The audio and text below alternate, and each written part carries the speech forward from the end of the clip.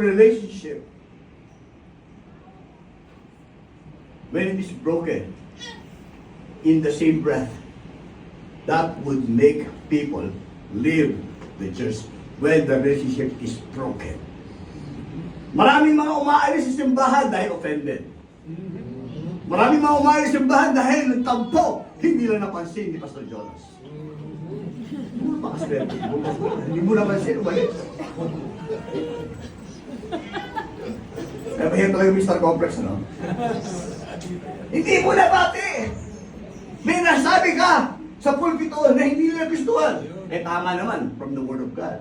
But you don't like to hear that. Part ng discipleship, one way or the other, you will be offended. You will be hurt by someone.